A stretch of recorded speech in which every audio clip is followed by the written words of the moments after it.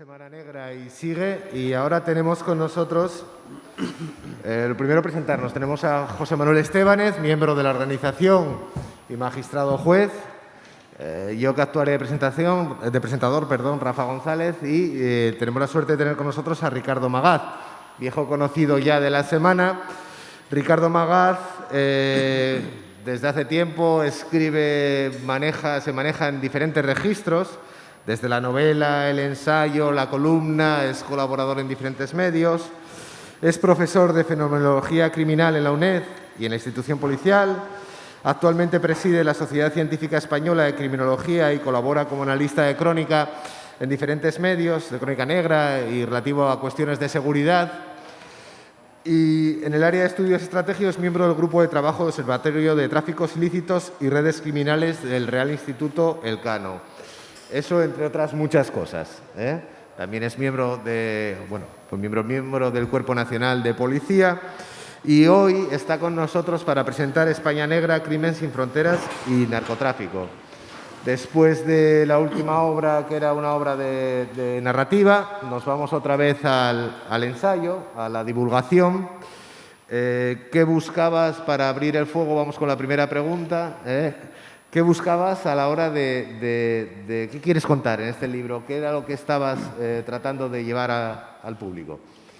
Bien, buenas tardes. En primer lugar, como es natural, agradecer a la Semana Negra el hecho de poder estar de nuevo aquí y presentar mi último libro. Como bien sabéis, bien sabe Rafael y Estébanez, a los que le agradezco su presencia, pues, en fin, vengo presentando habitualmente los libros en la semana. Bueno, España Negra, Crimen sin Fronteras y Narcotráfico es, en primer lugar, decir que es un ensayo literario, ¿verdad? Me he pasado de la narrativa al ensayo, mis últimos libros ya son ensayo y tratado. Supongo que volveré a algún momento determinado a la narrativa. ¿De qué hablo en España Negra? Bueno, hablo fundamentalmente de mafias, de cárteles, de bandas, de redes, de clanes, de narcomafias, pero desde un punto de vista, desde el hecho del narcotráfico. El narcotráfico, el tráfico de drogas, es la piedra angular del crimen organizado. Bueno, este libro realmente forma parte de una tetralogía de otros 3 libros, 4 con este, que comencé con Crónicas de Nueve Parabellum, que lo presenté aquí hace 3 años, Criminalidad y Globalización, un volumen que me publicó mi universidad, la UNE, y de otro libro, Ora la espada, ora la pluma, que fue libro del año en su género por la Asociación de la Prensa en, si no me equivoco, 2016, efectivamente. Bueno, a la hora de ponerle título, lo difícil es escribir el libro, a continuación que te lo publiquen, pero la portada es importante y el título también. Yo le doy bastante importancia a los títulos, ¿no? Y me decidí por Crimen sin Fronteras porque tiene fuerza, no cabe duda. Pero si buscan en el Código Penal o en la Ley de Enjuiciamiento Criminal o en cualquier otro libro jurídico, no encontrarán el concepto de crimen sin fronteras porque no existe. El crimen sin fronteras es sinónimo del crimen organizado transnacional o de lo que en España siempre hemos llamado delincuencia internacional. Pero bueno, como rótulo, la verdad es que sí me sirvió.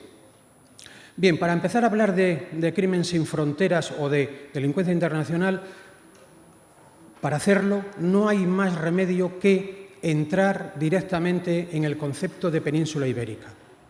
El por qué el problema de narcotráfico que tenemos en España es debido precisamente al hecho de la península ibérica, a la situación geoestratégica de la península y a la idiosincrasia que ello otorga. ¿Y por qué? Bueno, estaré ahí definiendo lo de la península un par de minutos. Digo esto porque da para mucho tiempo, pero no me quiero enrollar con temas geoestratégicos.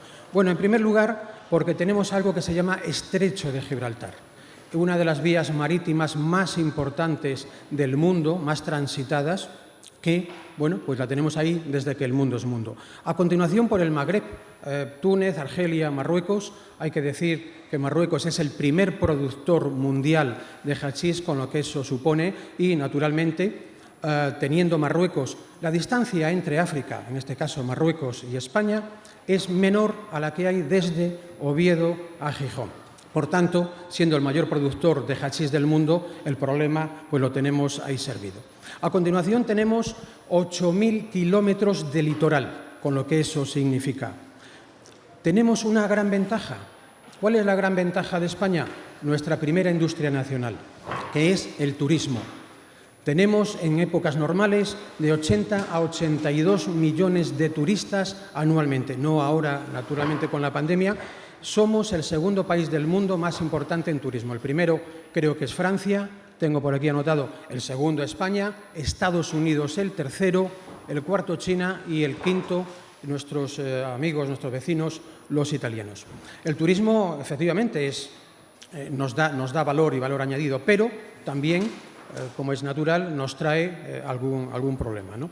Luego tenemos dos realidades bancarias y fiscales genuinas, que es el territorio de Gibraltar y Andorra, porque no olvidemos, siempre hago esta broma cuando hablo de la península ibérica, que en mi bachillerato la península ibérica era España, Portugal, Andorra y el territorio de Gibraltar, que no se nos olvide.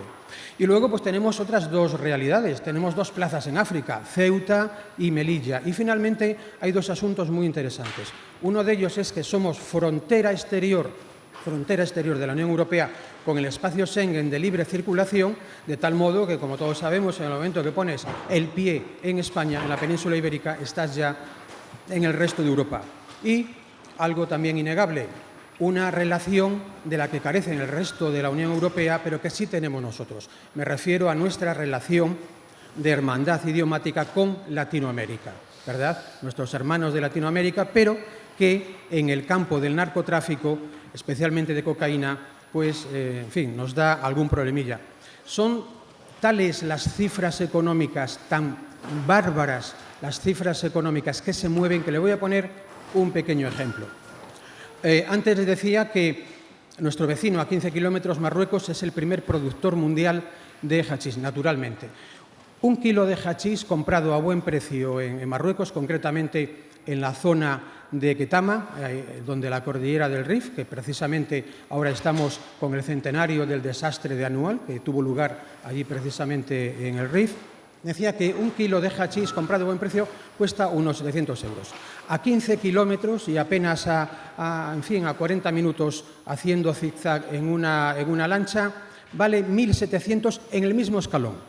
¿Por qué digo en el mismo escalón? Bien, porque normalmente quien compra, toneladas, un gran alijo, no lo vende al menudeo, al trapicheo en las calles. Por tanto, se compra por 600 euros e inmediatamente vale 1.700 a apenas 15 kilómetros.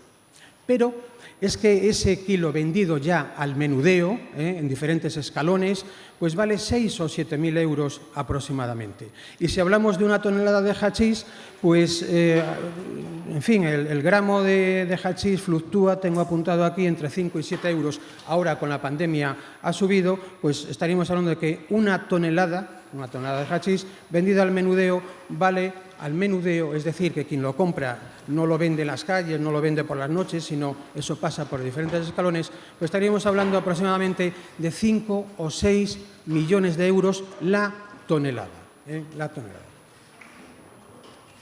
Pues hablando de criminalidad transnacional, yo quisiera que hablásemos un poco desde una perspectiva histórica, porque es un aspecto que destacas en tu libro, cómo cambió la creación del espacio Schengen en la Unión Europea.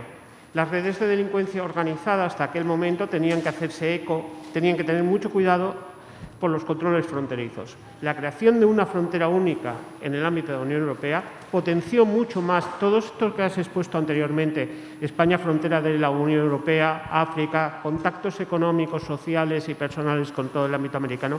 Pero eso sí que lo trastocó todo. Te escucho mal, quítate. Ay, perdón. Preguntaba, porque creo que es el momento en el que ya es la gran explosión de la delincuencia organizada, vinculada con el narcotráfico en España, es la creación del espacio Schengen. Hasta ese momento España sí era una de las principales puertas del narco en Europa, eso es cierto, pero las cifras se multiplicaron por 10 probablemente, según los últimos estudios a los que he podido leer, con la creación del espacio Schengen.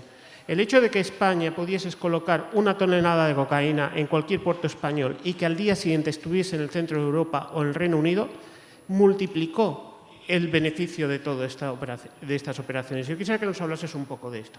Pues sí, como decía antes, en el momento que pisas Ceuta, Melilla o cualquier territorio de la península, estás ya en el espacio Schengen de la Unión Europea.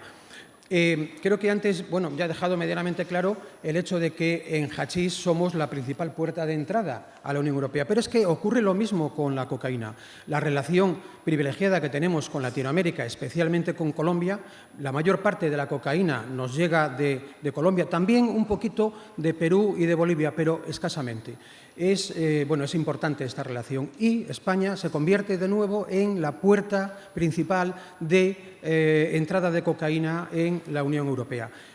Antes ponía las cifras del hachís. Bueno, podemos hablar también de las cifras mareantes por lo que respecta a la cocaína. 1 kilo de cocaína comprado a buen precio en estado puro en Latinoamérica, en Bolivia, pero especialmente en Colombia, vale de 1.000 a 1.500 euros, porque fluctúa, allí también tienen el problema, ¿verdad?, del virus. Pero es que ese kilo, a pocas horas de avión puesto en cualquier capital de la Unión Europea y, por supuesto, en Madrid o en cualquier otro aeropuerto, se transforma en 33.000 euros sin adulterar, exactamente solo por haber viajado. Pero es que ese kilo luego vendido al trapicheo y, por tanto, adulterado, es decir, de 1 kilo posiblemente se saquen 3, 4 o 5 kilos, vale 120.000 euros. Si tenemos en cuenta que, bueno, pues una tonelada, si no me equivoco, sigue teniendo 1 millón de gramos, ¿verdad? Y si el gramo está a unos 50 euros, pues tenemos que una tonelada, hablo ahora de toneladas, pues se transformaría en unos 50 millones de euros. O sea, es mareante. Hasta yo mismo, cuando he echado la cuenta, he tenido que comprobarlo bien y de, bueno, no vaya a exagerar y vaya a quedar aquí en ridículo. Por tanto, ante estas cifras, Estébanez, es muy difícil luchar. La policía española, los cuerpos policiales, policía, guardia civil y policías autonómicas y locales, están muy sensibilizadas para luchar contra el tráfico de drogas. Pero ¿qué ocurre? Que el tráfico de drogas se va desplazando. Antes teníamos el problema en Galicia, ¿verdad?, cuando allí se desarticuló. Ahora mismo los clanes gallegos ya no compran la droga, lo que hacen es que se van a alta mar en un barco nodriza, recogen el alijo del que es propietario, normalmente los colombianos, ellos lo recogen empeñando su palabra, de tal modo que no tienen que comprar nada ni tienen que mandar a nadie a Colombia. Lo recogen, empeñan su palabra y la palabra consiste en que lo van a entregar sin engañar, ¿verdad?, a los narcos, es decir, sin adulterarlo, sin quitarle kilos. Y luego cobran o bien en especie o bien en dinero. Sin embargo, ahora mismo en el estrecho de Gibraltar tenemos el planteamiento contrario. Siguen haciéndose visibles y ese va a ser su problema. Digo visibles porque eso fue lo que perdió a los gallegos en su momento, ¿verdad? El alardear, el fanfarronear, ¿no? Sito Miñanco, los charlines y otros varios, ¿no? Ahora han aprendido la lección y apenas oímos hablar del narcotráfico en Galicia, pero sigue existiendo. Sin embargo, asistimos a verdadera alarma social por lo que respecta al tráfico de drogas en la zona del estrecho de Gibraltar. Hace un par de días, creo que hace 3 días, un helicóptero del Servicio de Vigilancia Aduanera se cayó persiguiendo una lancha y murió un agente de policía del Servicio de Vigilancia Aduanera. Y además se permiten el lujo de contratar sicarios para ajustar cuentas. Ahora mismo en España tenemos un problema con los sicarios, ¿verdad? Tal como decía la película de La Virgen de los Sicarios, tenemos un problema con el gatillo y el rosario. Muchísimas bandas de narcotráfico contratan sicarios, los subcontratan normalmente en Internet, pero también en el mundo marginal, en el mundo del AMPA, en el mundo de la noche, para, como ellos dicen, picarle el billete a una banda rival, o bien para quitárselos de encima, o bien para un ajuste de cuentas. Normalmente los ajustes de cuentas son por lo que ellos llaman vuelcos. ¿Qué es un vuelco? Un vuelco es cuando una banda le roba la droga a otra banda, a otro cártel, a otro grupo, a otro clan. Y eso en el mundo del narcotráfico es imperdonable, ¿verdad? Entonces contratan sicarios o aquellas bandas que ya los tienen, les mandan los sicarios para que ejecuten. Estamos hablando de asesinatos, vamos, absolutamente claros. El otro día se dio en televisión, descubrieron un asesinato ejecutado por sicarios en Marbella de un hombre, un narco, al que apodaban el Zocato. Bien, este hombre era uno de los líderes del narcotráfico en el campo de Gibraltar, en la zona incluso también de la Costa del Sol. Pero se da la casualidad de que este hombre, al que engañaron para que saliera del chalet y ejecutarlo a tiros, bien, este hombre en su momento había contratado a unos sicarios para que ejecutaran, para que mataran al famoso nene o el niño. Hay una película que se rodó, que se titula El Niño, que muchos de ustedes la habrán visto. Bien, pues ese hombre existió en la realidad, le llamaban el nene y lo ejecutaron los sicarios. Pero fueron los sicarios que este mismo hombre contrató y que luego le han traicionado, y los que le han ejecutado a tiros en Marbella, bueno, hace unos años, pero que se esclareció, pues, en fin, recientemente. Sí, la cuestión es, ante las amenazas, también explicas en tu libro, quería que nos introdujeras un poco en la respuesta de las diferentes unidades de policía que se han creado, esa respuesta policial, esa respuesta del Estado frente a todas estas amenazas que nos estás comentando. Ajá. Bueno, para luchar contra el crimen organizado hay que diseñar políticas adecuadas, ¿verdad? No estamos hablando, ¿verdad?, de un trilero o estamos hablando de una delincuencia normal. No, estamos hablando de crimen organizado, especialmente el transnacional, el que trasciende fronteras y, por tanto, en fin, dicho coloquialmente, no reparan en gastos los malos, los criminales. Bueno, hay especialmente dos planteamientos que están resultando efectivos. Uno es la inteligencia criminal y otro es la figura del agente encubierto, del que Estébanez, que es juez, pues, en fin, sabrá más que yo, sin duda alguna. Hasta hace poco, el crimen organizado, a efectos policiales, iba por un lado y el terrorismo por otro. En el Ministerio del Interior se dieron cuenta de que se financiaban en muchos casos de modo similar y que los modus operandi eran muy parecidos. De tal modo que unificaron el CICO, Centro de Inteligencia contra el Crimen Organizado, y el CNA, que era un organismo que luchaba contra el terrorismo, y se creó el CICO-CONTE, es Centro de Inteligencia contra el Terrorismo y el Crimen Organizado. Está dando muy buenos resultados y, bueno, ahora que hace ya un tiempecillo se logró acabar con ETA, debido a la eficacia policial y el Estado de Derecho, pues el CICO se dedica al crimen organizado y al terrorismo yihadista. Y la otra figura que nos está dando un excelente resultado es el agente encubierto. El agente encubierto se creó cuando se reformó la Ley de Enjuiciamiento Criminal, la 599, ¿verdad? Y, bueno, ¿qué podemos decir de esta figura?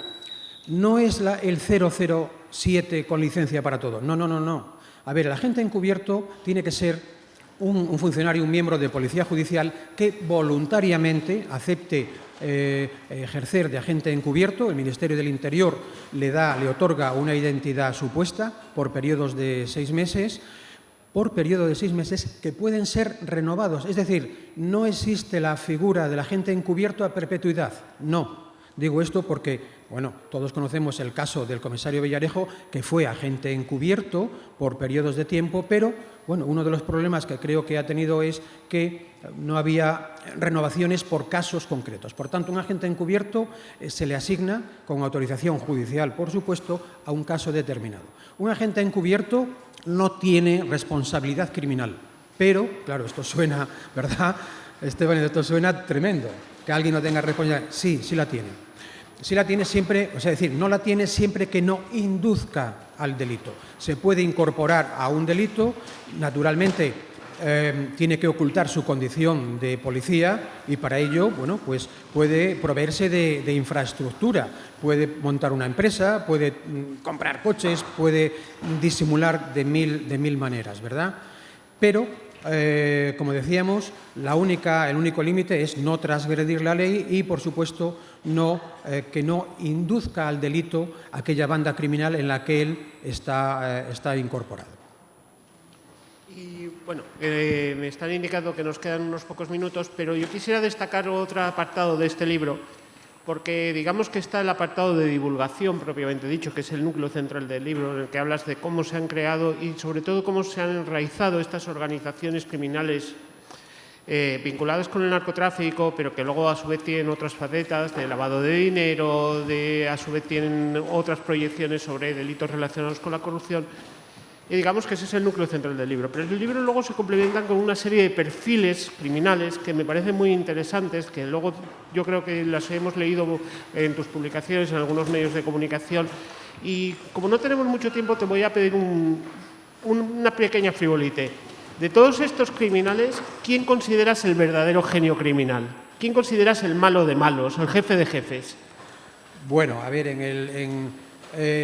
Estébanez a veces manda WhatsApps sobre genios del crimen y yo creo que todos los leemos, ¿verdad?, con verdadero deleite, porque los hay verdaderamente malos y geniales y los hay, valga la expresión, muy pedáneos, muy cutres, ¿no?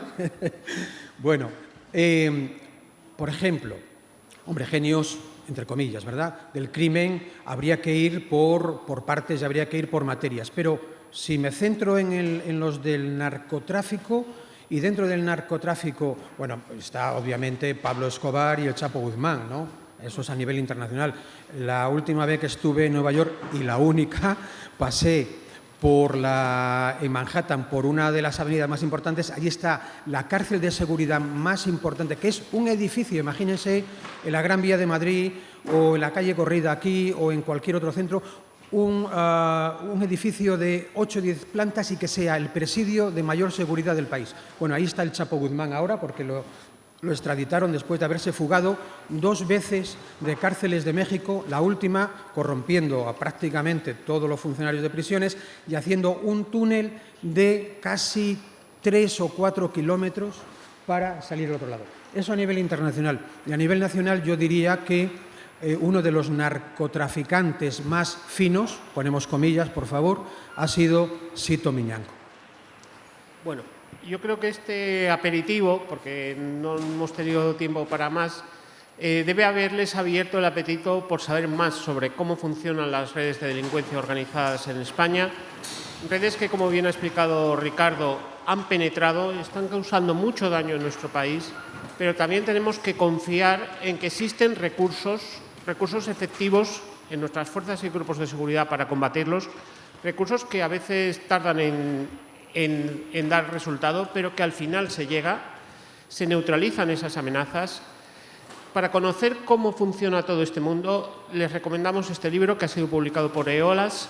Va a estar firmando dentro de unos minutos Ricardo en la caseta número 1 de la Semana Negra, pero antes le vamos a despedir con un fuerte aplauso. Gracias, Ricardo, por habernos acompañado otra vez más en la Semana Negra de Gijón. Muchas gracias, amigos. Un abrazo.